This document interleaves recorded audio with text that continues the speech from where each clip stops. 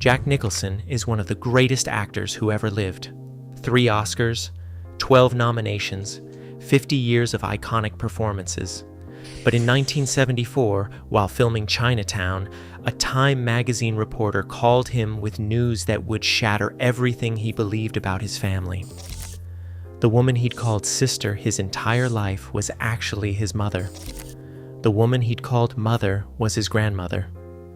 And his father? Nobody knows for certain, and Nicholson has chosen to keep it that way. This is the hidden ancestry of a Hollywood legend. Jack Nicholson stands among the true giants of American film. Born in 1937, he would go on to define what it means to be a Hollywood legend. Over a career that has spanned more than half a century, Nicholson has given audiences some of cinema's most unforgettable characters. 12 Academy Award nominations, more than any other male actor. 3 Oscar wins. The SLI unpredictable Jake Gittes in Chinatown, the unhinged Jack Torrance in The Shining, the rebellious Randall McMurphy in One Flew Over the Cuckoo's Nest. Each role stamped with a kind of raw honesty and magnetism that only Nicholson could bring. His performances have run the gamut from dark comedy to psychological horror to heartfelt drama, each time leaving an imprint on the art form itself. To those who watched him stride across the stage at the Oscars, first in 1975, then in 1984, and again in 1998, Nicholson wasn't just an actor.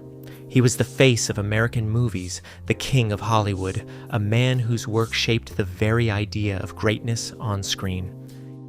In Neptune City, Jack Nicholson grew up in a house that looked, from the outside, like any other on the block. Inside, the rhythms of family life revolved around the women who raised him. Every morning, Ethel May, whom Jack called his mother, would open the doors of her beauty parlor, a modest shop filled with the hum of dryers and the scent of hair tonic. The parlor wasn't just a business, it was a gathering place where neighbors swapped stories and the young Jack watched the small dramas of adult life unfold. Evenings often meant the return of June, the lively young woman Jack believed to be his older sister. June was bright, spirited, and always seemed to have one foot out the door, pursuing dreams beyond the small town's limits. In this household, Ethel May was the steady hand, the provider, while June played the role of the adored big sister, sometimes distant, always admired. Jack's world was shaped by these routines and relationships. He had no reason to question the roles assigned to each woman. The laughter from the beauty parlor, the warmth of shared meals, and the easy affection between them all gave Jack a sense of belonging, a feeling that his family, though small, was complete and perfectly ordinary. The truth, hidden in plain sight, waited quietly beneath the surface. The phone rang in Jack Nicholson's Los Angeles home in the summer of 1974. On the other end was Helen Roth, a senior editor at Time magazine. She had a question, but it was nothing like the usual Hollywood profile. Roth spoke plainly. "Jack, we've uncovered a family detail while researching your profile. It appears the woman you've known as your sister June is actually your mother." There was a long pause. Nicholson answered, half laughing, half stunned. "That's the most fucked thing I've ever heard." The cover story would appear on August 12, 1974. But in that moment, the world seemed to tilt. For 37 years, Nicholson had believed Ethel May was his mother and June his older sister. Now, the truth was out. Not from a family member, but from a journalist. Nicholson later reflected, "I'd say it was dramatic, but it wasn't what I'd call traumatizing." He asked for a little time to process the news, insisting that the discovery wouldn't affect his work or the upcoming release of Chinatown. He would later say, "I was very impressed by their ability to keep the secret." And beneath the shock, one feeling stood out. "My only emotion is gratitude, literally, for my life. If they had been of less character, I never would have gotten to live." In 1936, Neptune City was a place where secrets could mean survival. For June Nicholson, a teenage showgirl, and her mother Ethel May, the stakes were set by the world around them. In the Irish Catholic neighborhoods of New Jersey's so-called Irish Riviera, reputation was everything. The local parishes preached strict morality, and even a whisper of scandal could follow a family for generations. At that time, nearly 70% of families touched by an out-of-wedlock birth hid the truth, hoping to shield themselves from shame and exclusion. Birth control was scarce, and a young woman facing pregnancy outside of marriage had few choices.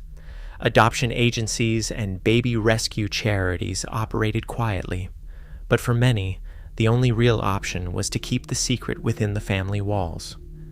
Ethel May made a decision that shaped not just her daughter's life, but Jack's as well.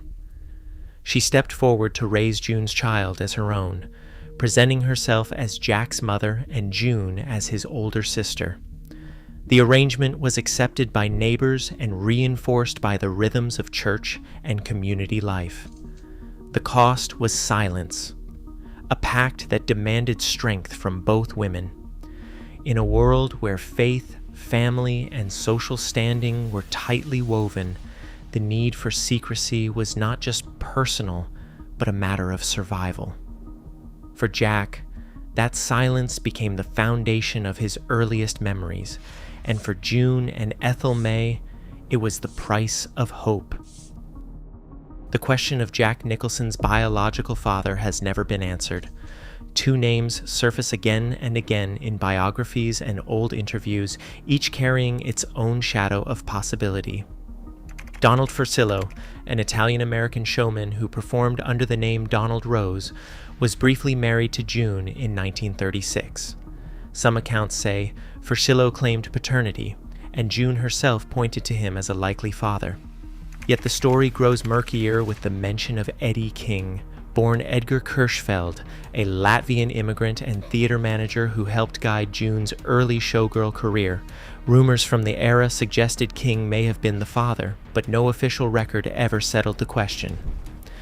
Nicholson has never pursued DNA testing, even as technology made answers possible. He said more than once that the mystery is part of who he is, choosing not to reopen a chapter guarded so fiercely by the women who raised him. With June and Ethel May both gone before the truth came out, the final word on his paternal line may never be spoken. The uncertainty lingers, a silent echo in the story of a man who built an extraordinary life from secrets, silence, and the love that protected him. The women who protected Jack Nicholson's secret paid a price that most will never fully understand. June Nicholson, his birth mother, passed away from cancer in March 1963, more than a decade before the truth came to light. Ethel May, the grandmother who raised him as her own son, died in 1965, taking her part of the story to the grave. Both were gone before Jack ever learned who he truly was. The burden of silence fell to Lorraine, known to Jack as his aunt, but always a quiet witness to the family's arrangement. When the Time magazine call finally forced the secret into the open, it was Lorraine who confirmed the truth to Jack, gently untangling decades of carefully woven family roles. Nicholson would later say, "I was very impressed by their ability to keep the secret." He spoke of gratitude, not anger. "My only emotion is gratitude, literally, for my life. If they had been of less character, I never would have gotten to live." The deaths of June and Ethel May meant Jack could never ask them directly why they chose silence, but their legacy endures in the life they built for him, a life shaped by sacrifice, loyalty, and a secret kept out of love. Jack Nicholson's maternal roots trace back to Ireland, anchoring his family story in a tradition of perseverance. His great-grandmother, Ellen Lynch, was born in Cork and brought the family's Irish heritage across the Atlantic. Over generations, this lineage blended with English, German, and Welsh ancestry. But the Irish side remained a point of pride, especially in the tight-knit neighborhoods of Neptune City. Ancestry records confirm these ties. painting a clear portrait of the women whose choices shaped Nicholson's life. While questions linger about the paternal line, the maternal branch stands strong, documented, and deeply woven into Nicholson's sense of identity. Jack Nicholson never let bitterness take root. When asked years later how he felt about the truth, he didn't dwell on loss or deception. Instead, he offered a response that has become as memorable as any of his film lines. In his own words, "My only emotion is gratitude, literally, for my life. If they had been of less character, I never would have gotten to live."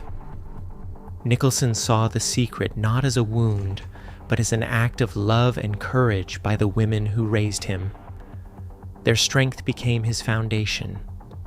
Gratitude, not anger, became the story he chose to carry. 3 Oscars, 1975, 1984, 1998, stand as milestones in a career built on both talent and resilience. From the cunning detective in Chinatown to the haunted writer in The Shining and the hardened colonel in A Few Good Men, Nicholson turned private mystery into unforgettable art. His legacy, shaped by secrets, became a triumph known to the world. Even now, the truth of Jack Nicholson's ancestry remains partly hidden. But instead of bitterness, he chose gratitude. My only emotion is gratitude, literally, for my life. In an age obsessed with origins, his story reminds us character, not DNA, shapes the legacy we leave behind.